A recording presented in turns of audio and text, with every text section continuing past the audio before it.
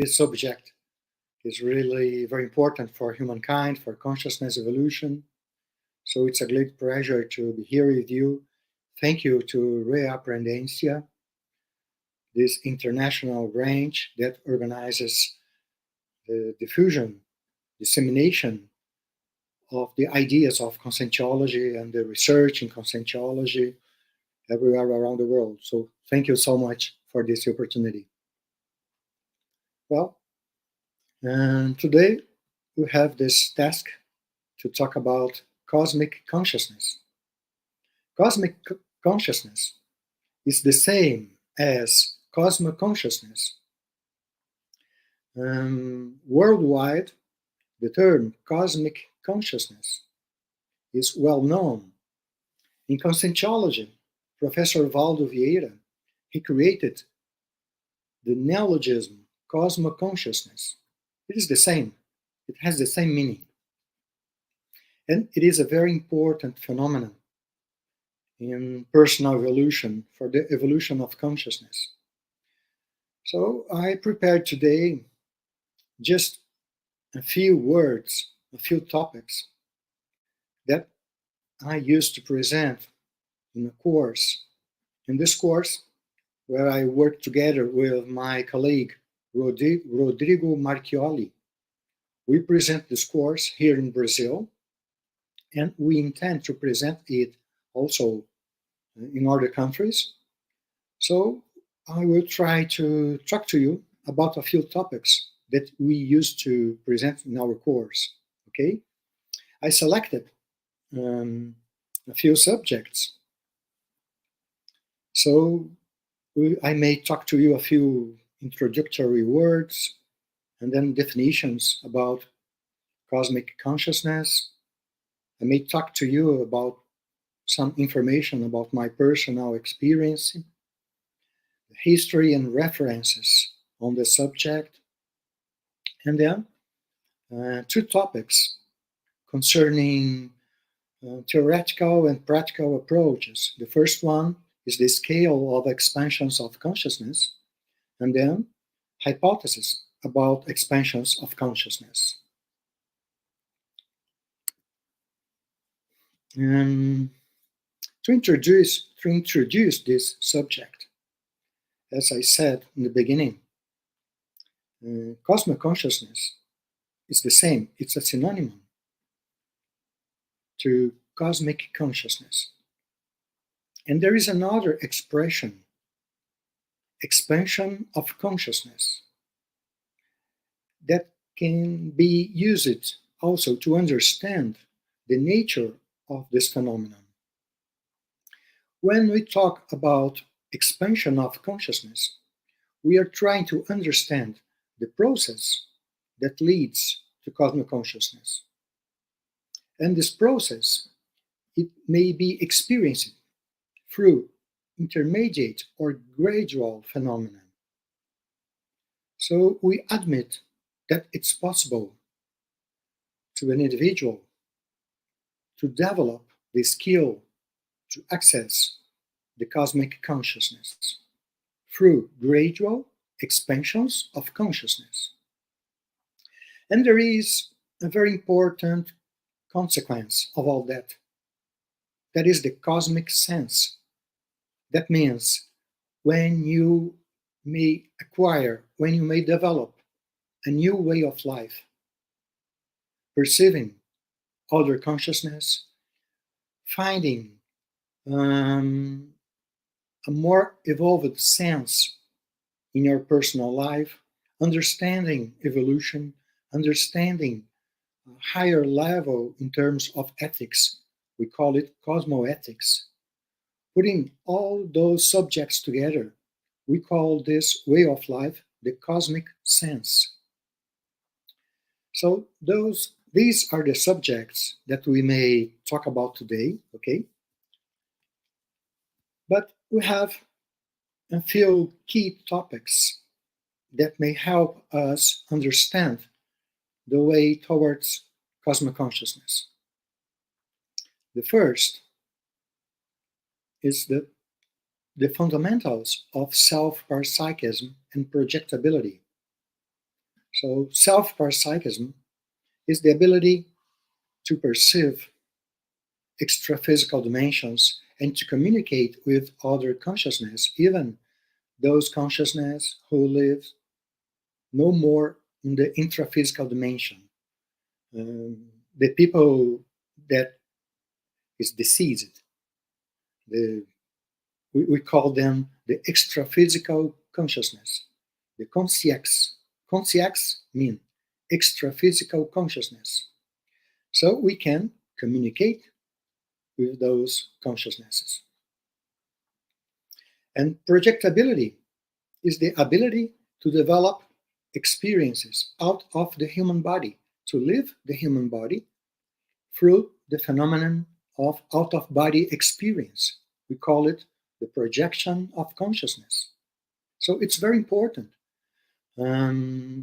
If you want to understand cosmic consciousness, it's very important for you to develop those skills for many reasons. For instance, for you to understand what is and what is not cosmic consciousness.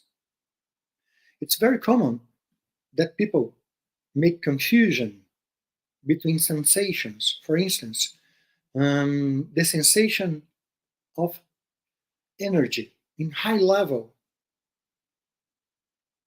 It's possible that someone can misunderstand this perception and have a mistake thinking that it could be the expansion of consciousness, but it's not.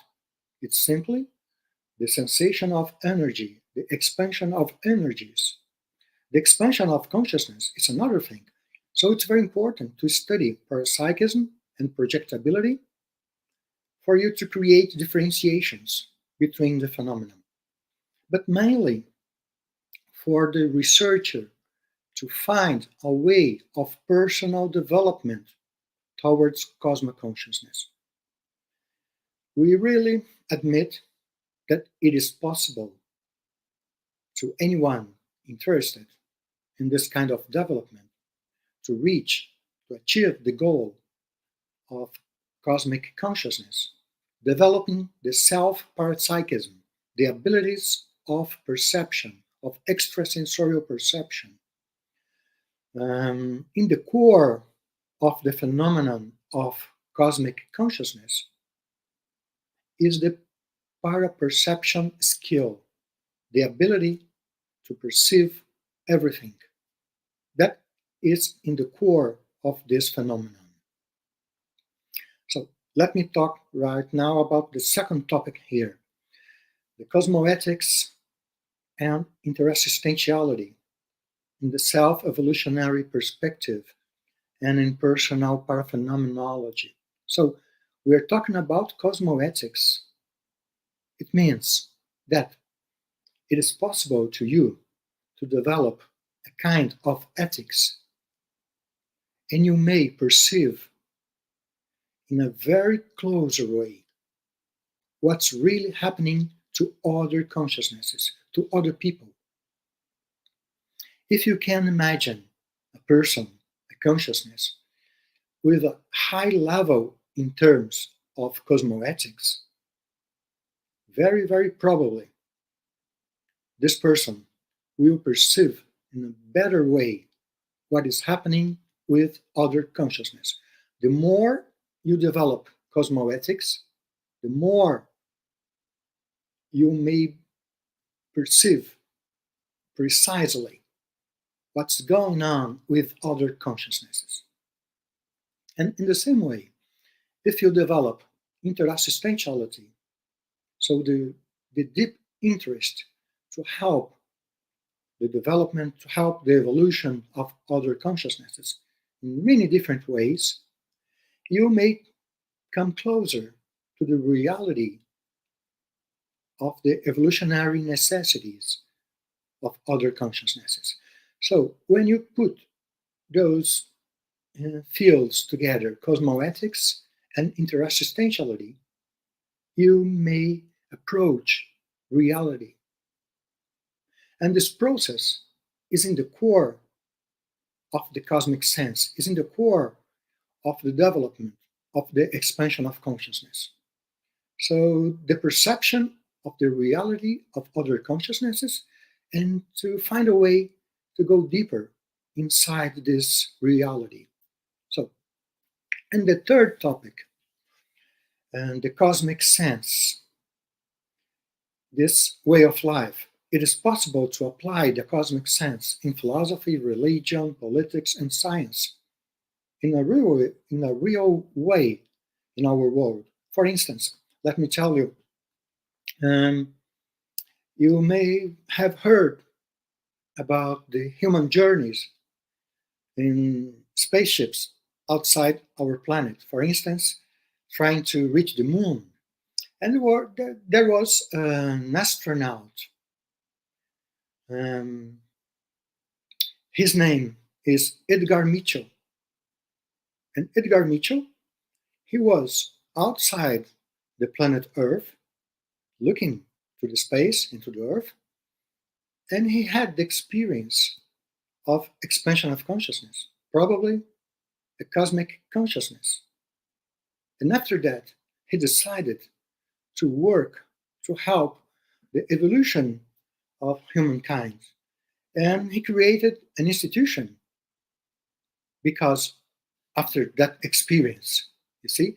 So, as a consequence of an expansion of consciousness, a man may try to change his life and to create ideas, books, institutions, and to help evolution in our planet. And in history, we have many, many examples in this way. For instance, almost all religions, they were created after experiences of expansion of consciousness. And Buddha, Mahomet, and many other spiritual men dedicated to spiritual problems, and they had a kind of illumination, and they tried to make something to transform, to help humankind. And because of that, religions were created. But now, if we study the nature of this phenomenon and what's really happening in our planet Earth and in extra physical dimensions, we may discern that religion is no more necessary to be created. We may help evolution with discernment, clarifying the extra physical reality and clarifying and trying to clarify the evolutionary process. So religion is, we may consider an ancient kind of ideology to help people to find a better way of life, looking for ethics, trying to use many roles in life, looking for spiritual contact. But if we don't use research to renew our concepts, we may stop with dogmatic position, and we may stop even our evolutionary process. So we think that it's a better way to be always evolving through the renovation, renewing our ideas. And science, so far, may be a good way for us to look for a better evolution. But in philosophy and politics, it's also possible to apply the cosmic knowledge. Personally, I have found people, for instance, in the ambience of the United Nations, who had the experience of expansion of consciousness, and people who works in politics. And in general, this kind of people, they are developing good politics. You see, that is different from the conventional politics, when in general, politicians are criticized. But it's possible to find good people, men and women, who had the experience of expansion of consciousness and they are acting professionally to apply themselves to help other people. Okay? So when we find people like that, we may try to detect if this person is living using what we call cosmic sense. It's very interesting to observe other people and to try also to investigate if this person had any experience in terms of illumination, expansion of consciousness, and things like that. So let's see what conscientiology says about cosmic consciousness. In this slide, you may find a definition in the book Projectology. The author of this book is Professor Valdo Vieira. And let's read here this definition. So, cosmic consciousness is the inner condition or perception of the consciousness of the cosmos, life, and the order of the universe, the indescribable intellectual ethical exultation when the consciousness feels the living presence of the universe and becomes one with it in a single, indivisible unit. So this definition, I consider it a very, very good definition because Professor Valdo could put together very important notions and conceptions. For instance, in the beginning, cosmic consciousness is the inner condition or perception of the consciousness of the cosmos. So here, Professor Valdo is calling our attention that cosmic consciousness is essentially a phenomenon of perception. Okay? This is in the core of this phenomenon. And perception of what? Of the consciousness of the cosmos. We may translate this expression, maybe, if we can perceive all the consciousnesses together in the cosmos. And we may ask if the cosmos has a consciousness, only one. We don't admit this possibility. We admit that the cosmos is made by a very great quantity of consciousness. We don't know how many. It is too much. We may consider bacteria, the viruses, all the living beings before the human being, and the living beings after the condition of the human being, and also the organisms that may live in other planets, and also the consciousness who live in other dimensions. So when we say the perception of the consciousness of the cosmos, it means everything together. It's really a very, very great perception. Also, the perception of life and the order of the universe. What means the order of the universe? Well, I don't know this answer, okay, but I can think about it. For instance, when I observe a child developing the sense to put objects in order, classifying objects, we can observe that the sense of order is inside the consciousness. So I have a philosophical reflection. If the order that we may perceive in the universe, if this order may be provided by highly evolved consciousnesses who can organize the universe itself. So this is a kind of speculation, because during an experience of expansion of consciousness, it is possible to feel and to perceive this kind of order in the universe.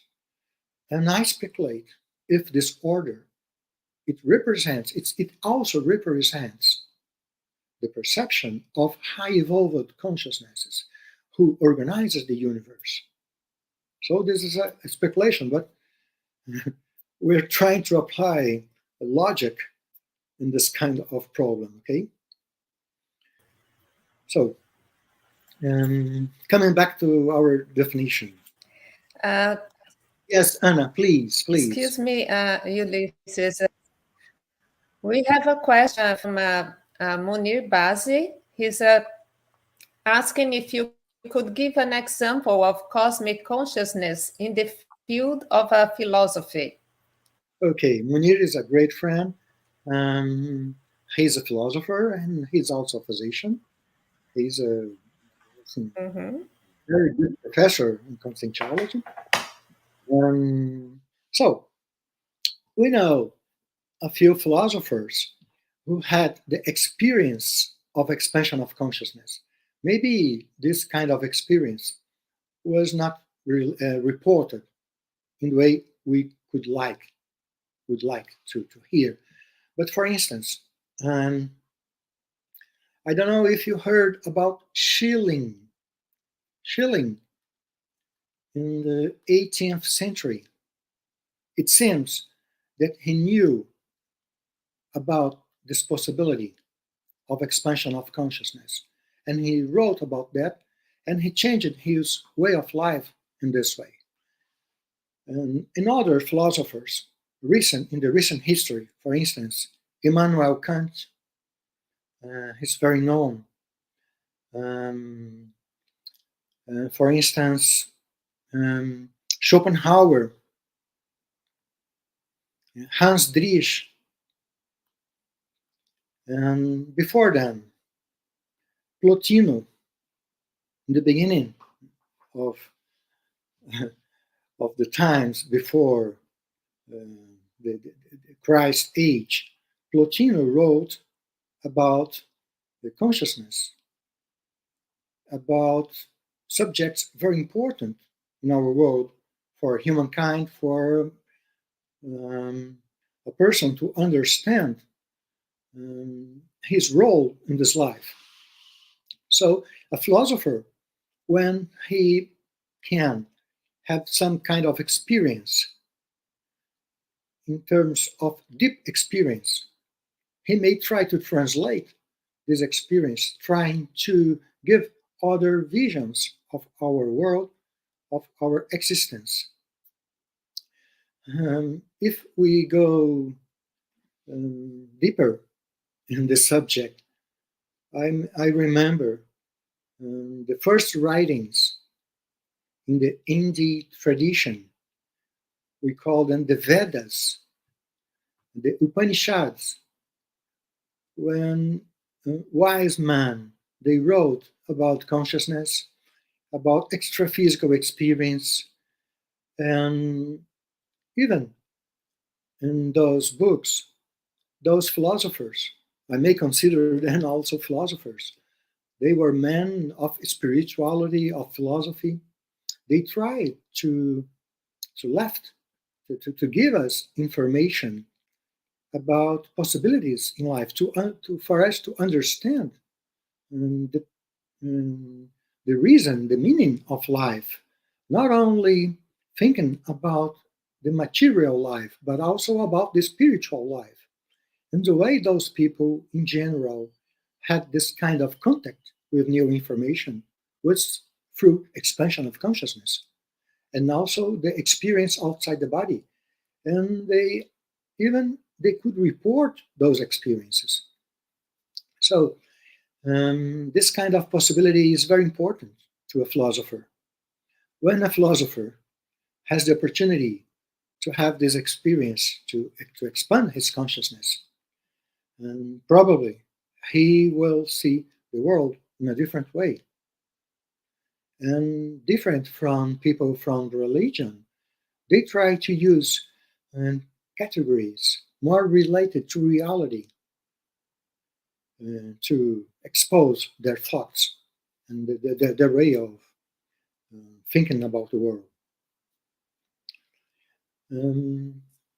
That's it. If I can remember something more about the philosophers, I will try to say here. Okay? So I let's go was ahead. really to kind of prepare myself for this presentation.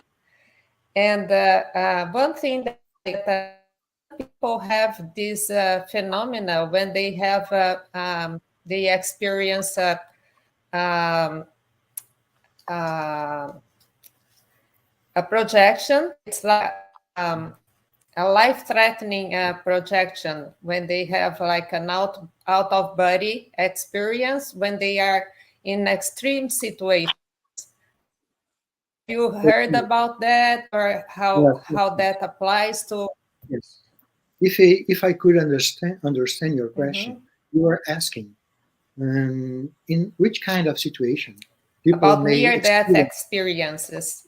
the expansion of consciousness or the cosmic consciousness. Well, you may experience in the intraphysical dimension or in the extraphysical dimension. In general, outside of the human body, it's easier because you don't have the limitations of our brain, of our physical body.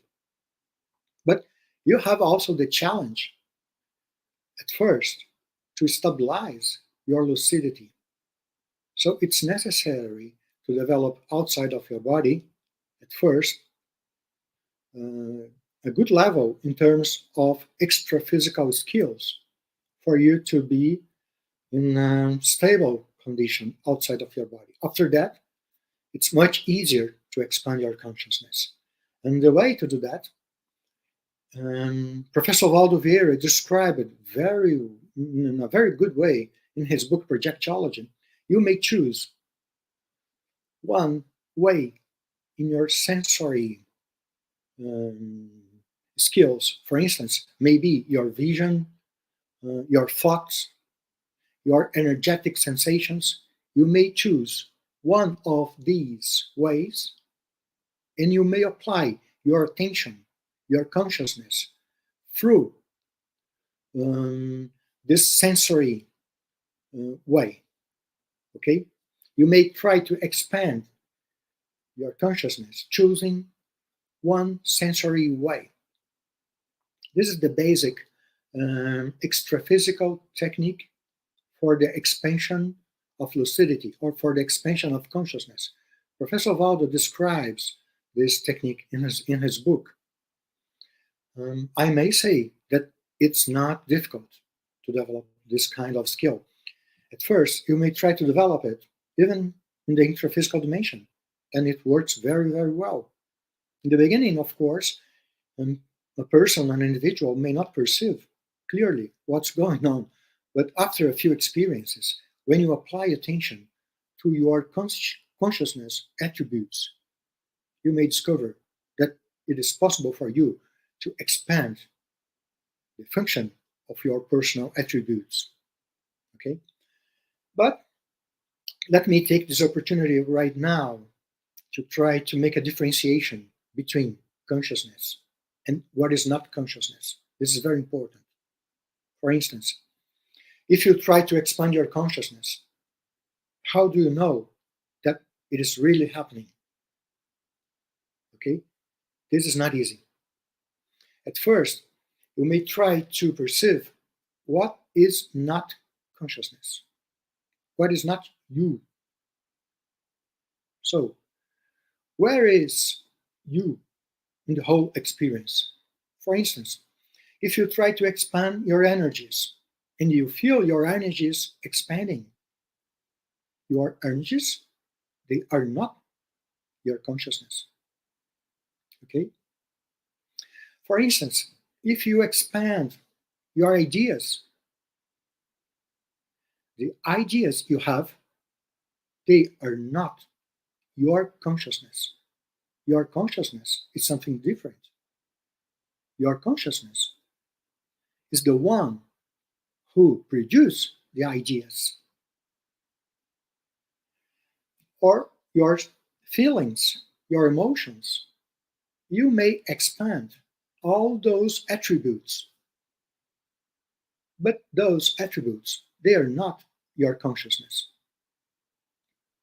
You are the one who produces those effects.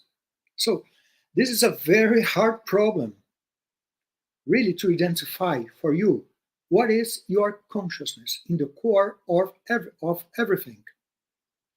This problem was first assumed in humankind. In humankind, as you know, it was written in texts that we know by the name Upanishads.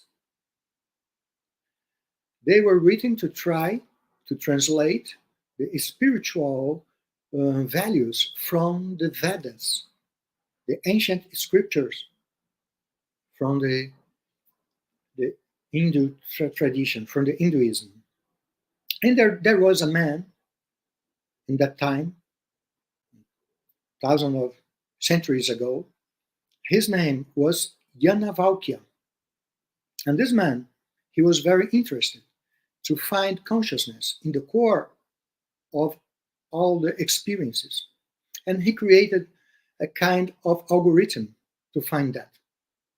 It's a very simple idea that in general, in science, and also in philosophy, we use today. That's it. If you cannot explain what is it, so try to understand what is not it.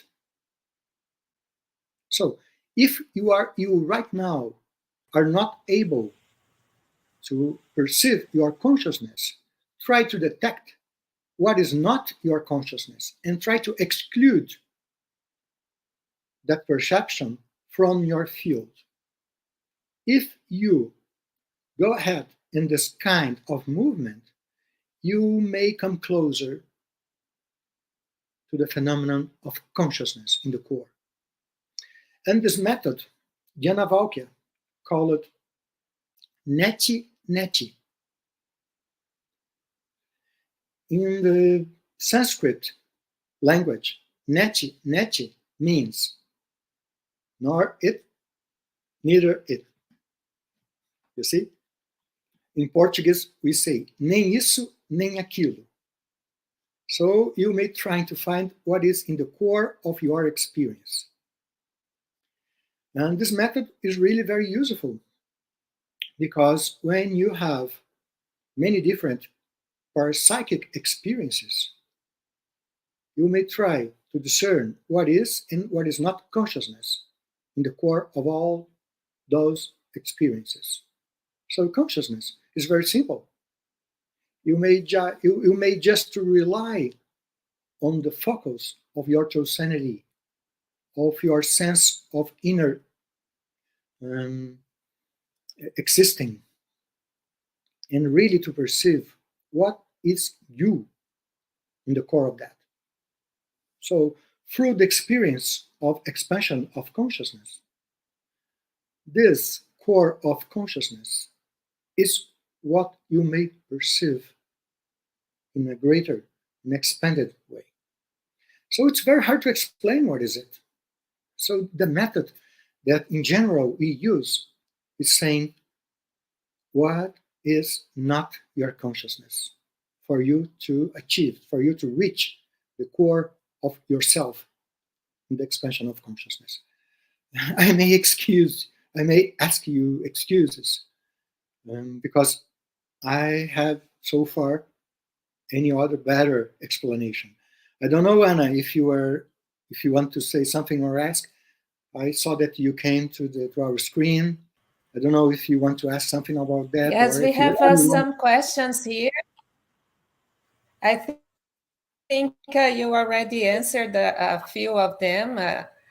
One said that probably a great number of people already experience phenomenon without knowing what it is. I think that's true. And I imagine you can confirm near that experience, people, they put a frame according to the the experiences that they have. And they are going to kind of interpret the phenomenon according to their beliefs. So that comes to another question, which is from Rui Bueno. He is asking, let's see here. In what sense intellectuality can help us experiencing the phenomenon of consciousness?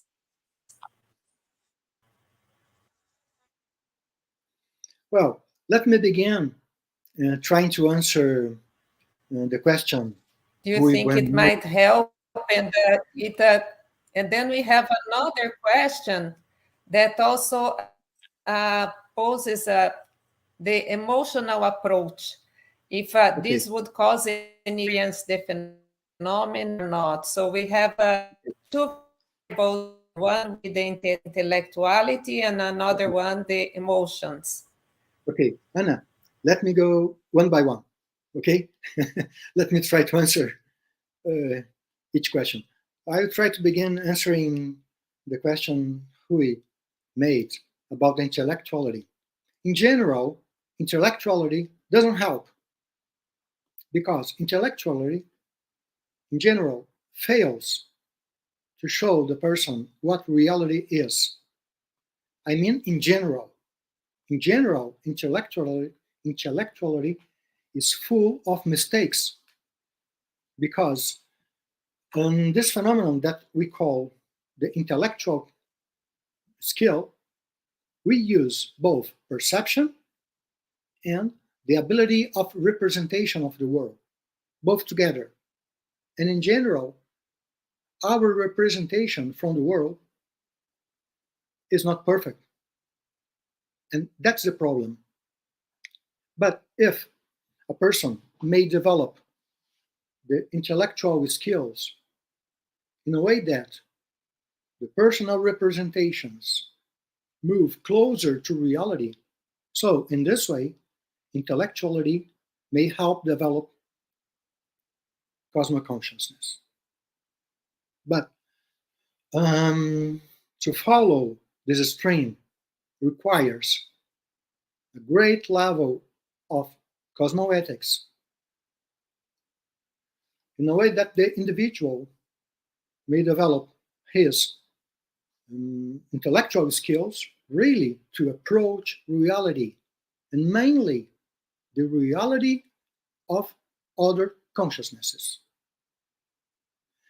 Let me try to explain in a better way. When you are talking with someone and the other people thinks about you and you perceive that what the other people thinks doesn't correspond to your reality, so this other person may not expand the consciousness.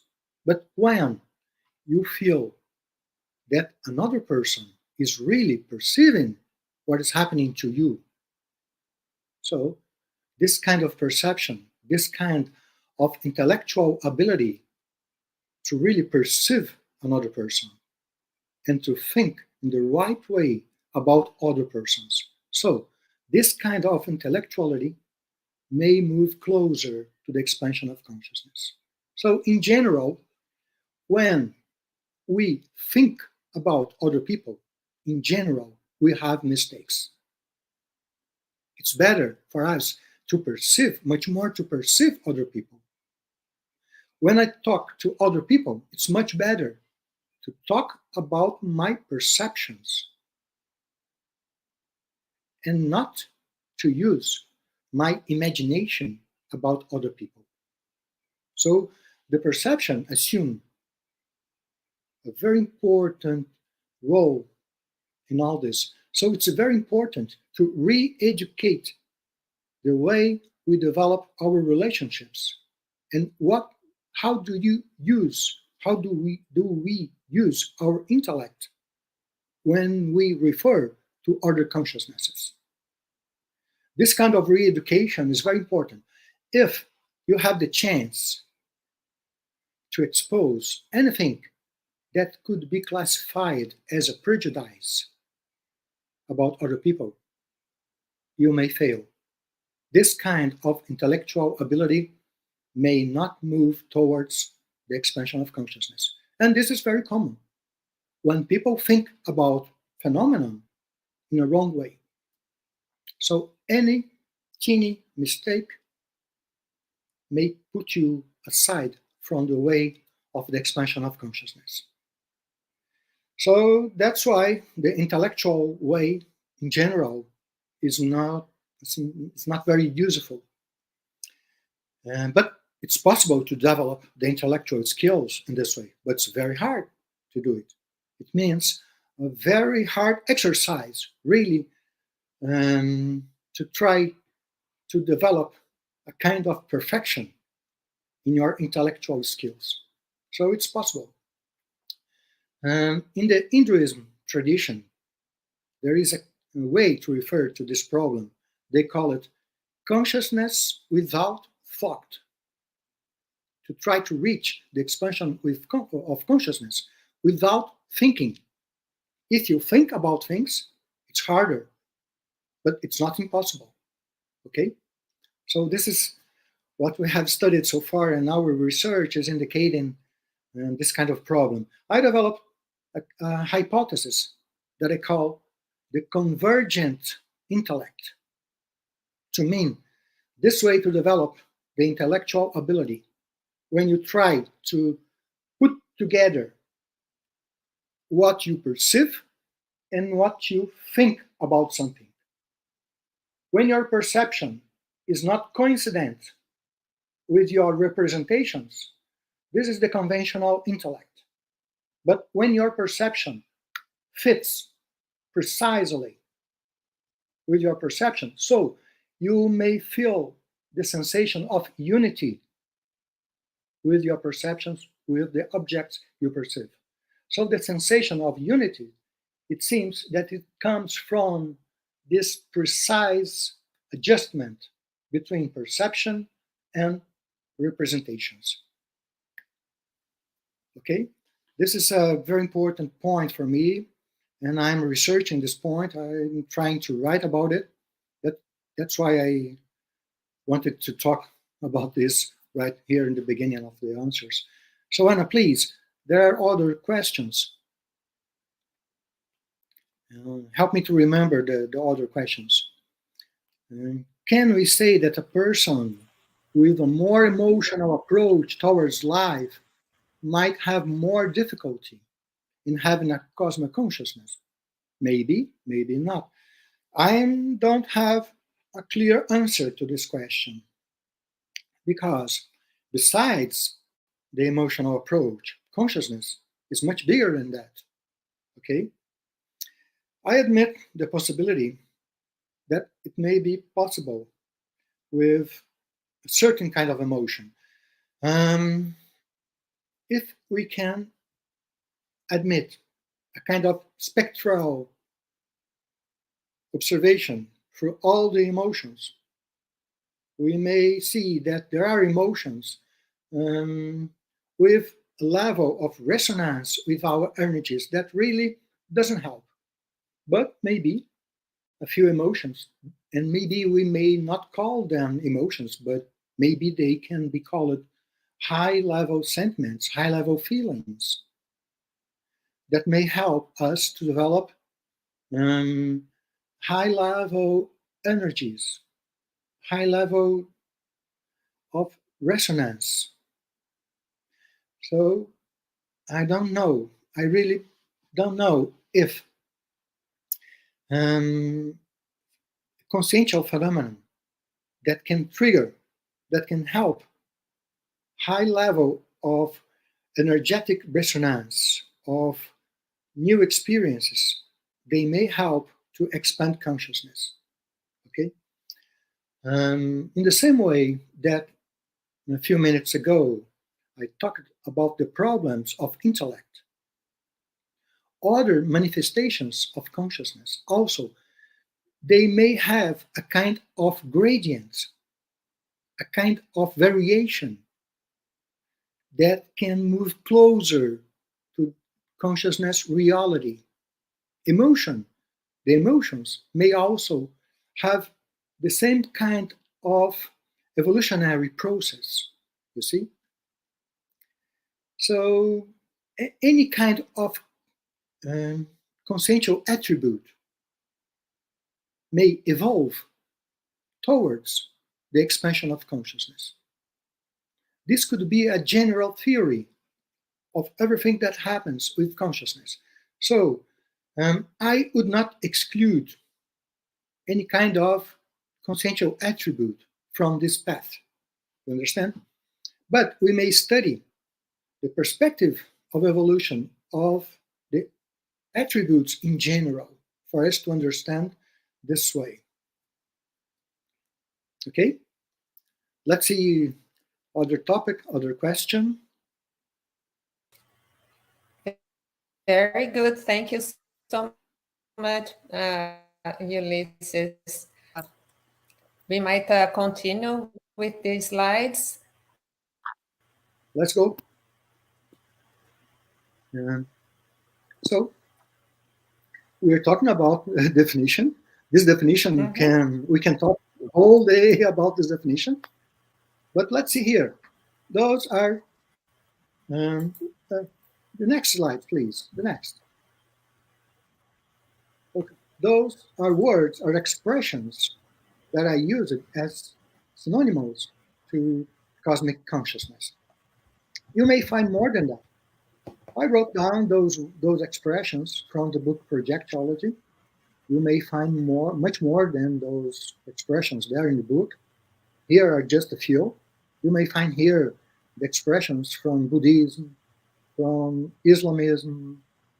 You see, in many different traditions, you may find closer expressions to this. You may see here samadhi, okay, nirvana, universal mind. There is an important expression. It is called universal consciousness. Universal consciousness. It is the expression that could produce the neologism cosmic consciousness. So you may ask, who created this expression, cosmic consciousness? Who created? When and where this kind of knowledge rises in humankind? You see? So there was a man, his name is Edward Carpenter. He was an English philosopher and also sociologist, and he had the experience of expansion of consciousness. And he traveled. He went for a long trip, more than once, to the eastern part of the world, to India. And he wrote many books. And he got in contact with Hinduism in the core of the tradition. And he wrote a book. It is called From Adam's Peak to Elephanta. This is the title of his book. And he proposes the name cosmic consciousness to refer to this experience of expansion of consciousness. And Edward Carpenter, he was a very close friend from Richard Book, the Canadian. Really, he was born in England, but he moved to Canada.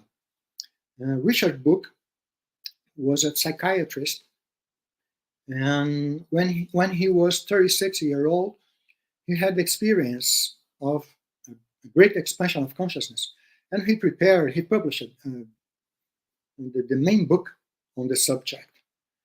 And Carpenter gave to Book this expression. They were friends, so Richard Book published the expression.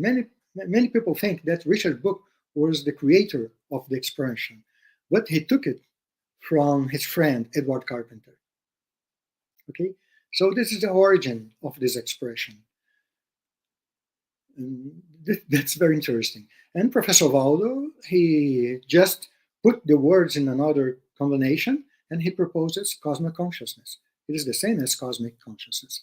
And Professor Waldo, he considers Richard Book a high-level researcher, the main researcher in this field of cosmic consciousness. So let me go ahead here. Any other question, Anna, please? Let me tell you something about this interesting classification on the phenomenon of expansion of consciousness. So we are trying to help to understand how a person can approach the experience. So trying to understand that this experience may grow from the beginning, from little expansions until the expansions from the higher level. So we are proposing a classification in 3 levels: the partial expansion of consciousness, the integral expansion of consciousness, and the maximal expansion of consciousness. So, and also a generic definition about what is expansion of consciousness. Okay, so let's see. So in conscientiology, the phenomenon of an expansion of consciousness consists of the amplification of the operating of certain consciential attributes to varying degrees, whether partially or entirely, temporally or permanently. That means, for instance, if you are hearing something, if you apply your attention to the sound you hear, and if you go deeper in this perception, you may expand your consciousness very little, but in a certain level. It's the beginning.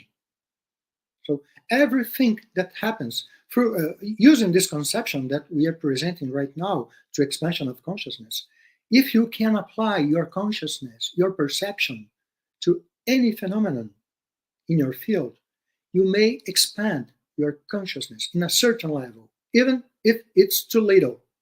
Okay? So this is a very general conception of expansion of consciousness, for you to give value to the things you perceive, to everything that you apply your attention. Everything is important, from the lower levels until the highest. So it's very important to consider that you may expand your consciousness, beginning from very simple experiences.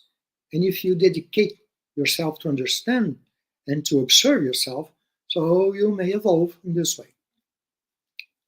But there are problems in this kind of process. Let's see here in the second paragraph.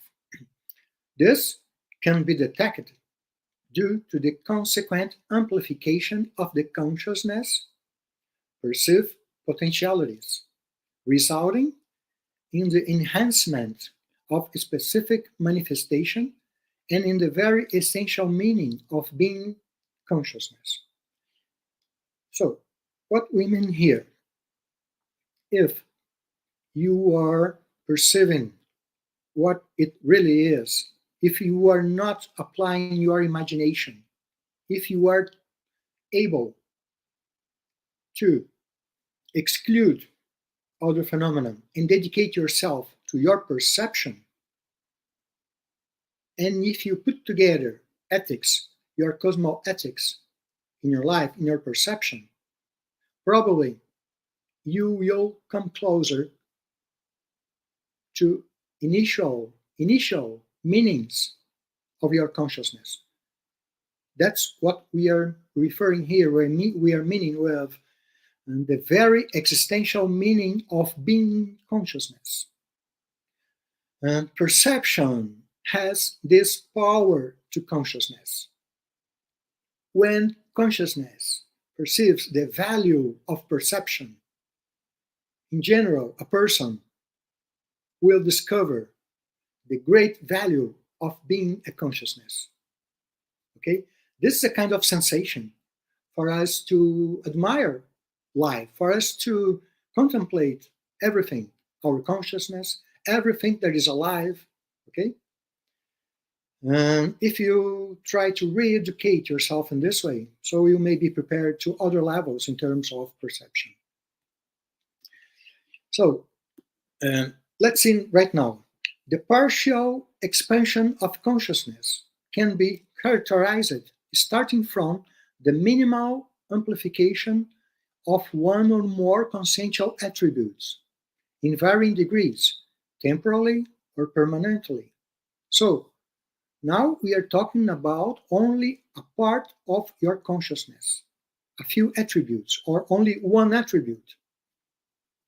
After that, the amplifying effect of the cosmic perception proper to the initial stages of the cosmic consciousness may or not occur.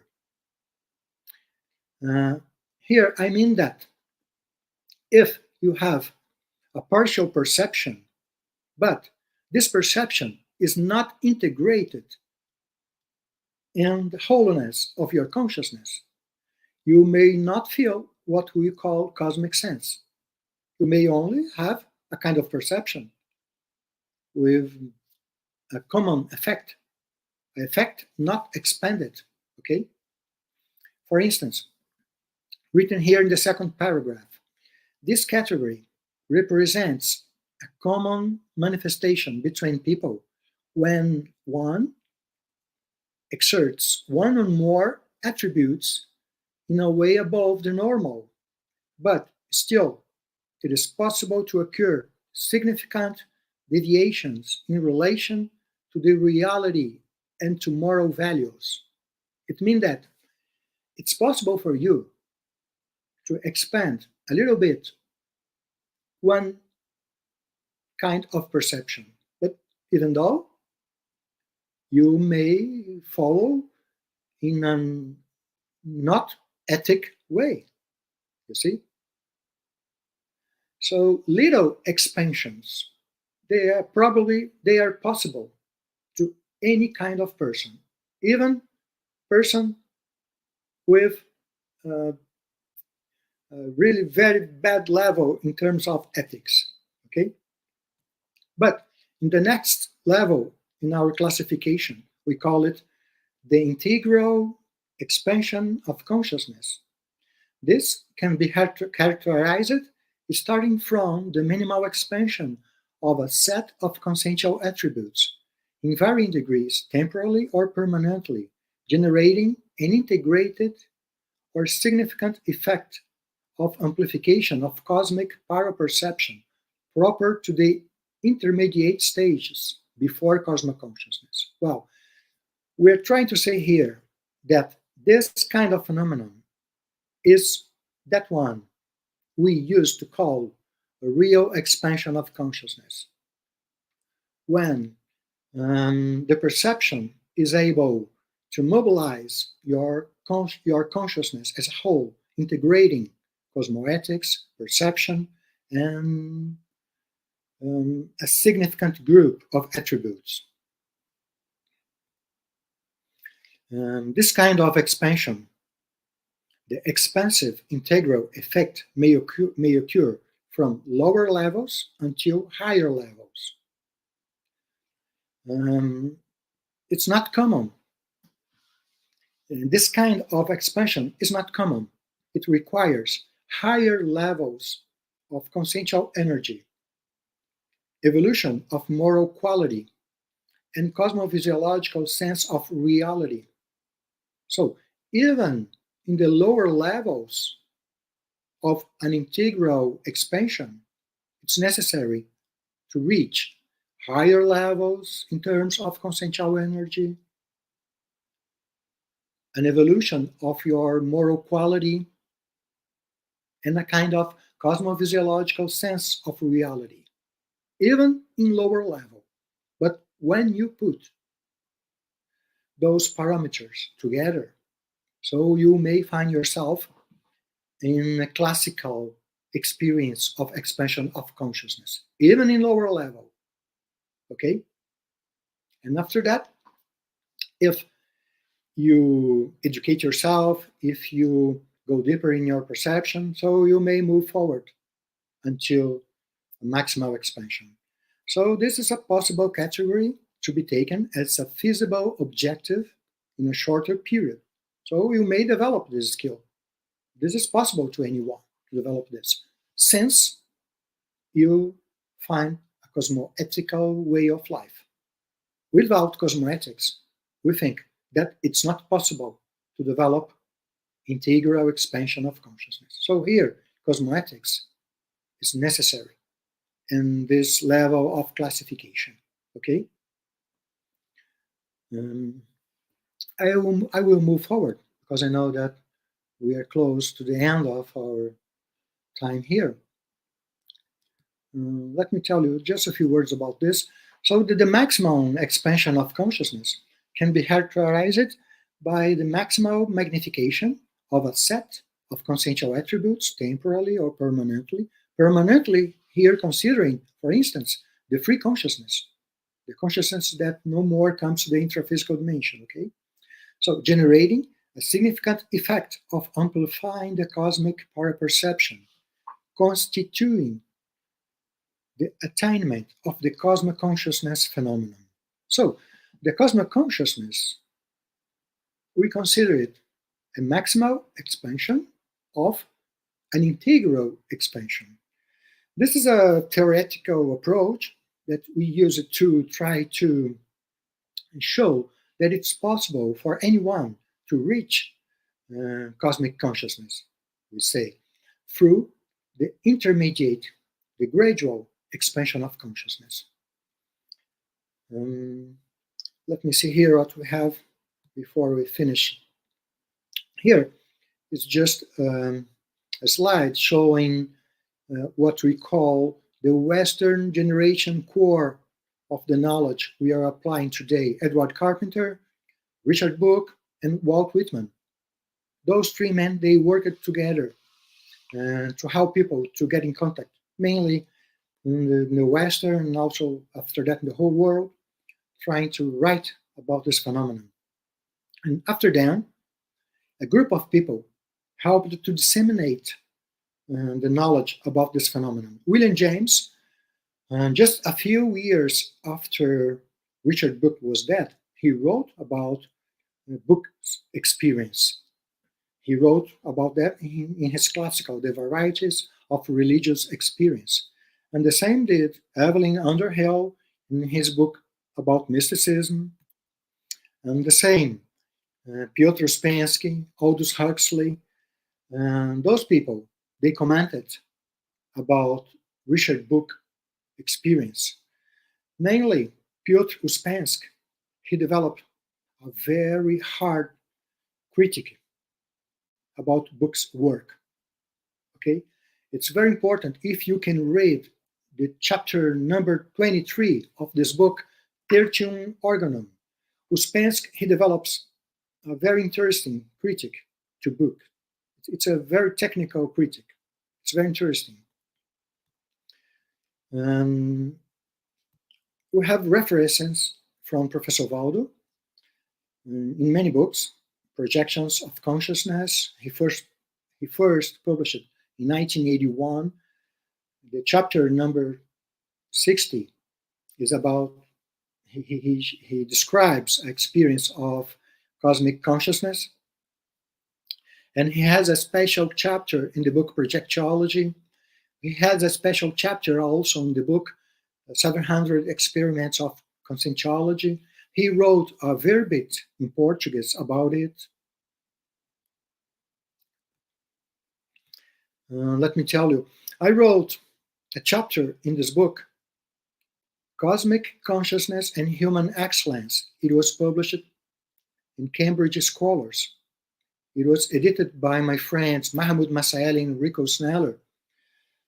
I call this history about Richard Book, and I present a few hypotheses in conscientiology in this chapter. And this idea about the gradual development of the expansions of consciousness, I published about this topic in this book, Spirituality and Global Ethics, in 2017. And after that, I also developed a kind of differentiation. What is cosmic consciousness and what is faith? Right? I developed a study of faith to show what is faith, what is not faith. But there is a special approach concerning cosmic consciousness in this chapter. It was published in Belgium, not in Cambridge. It's wrong here what I wrote. It was not in Cambridge.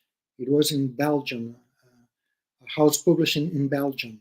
And more recently, last year, I published this dictionary with a lot of paraphysiological processes that helps too much for one to find the basis to develop the expansions of consciousness, mainly the paracognitive abilities, when you really try to develop details in the mental somatic processes.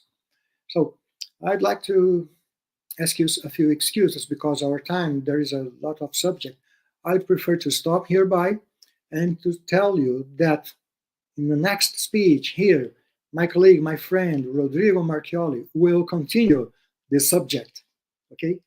I tried here to develop a phenomenological approach, and Rodrigo, who works together with me, and who will present a few evolutionary approaches on this phenomenon. Okay, Anna? Do we have something more right now? Professor Ulisses.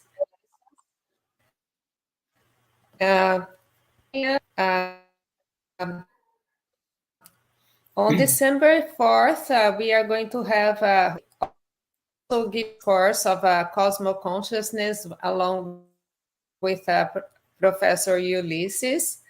And since this is a very complex subject, we are going to continue to develop this topic in December 4th.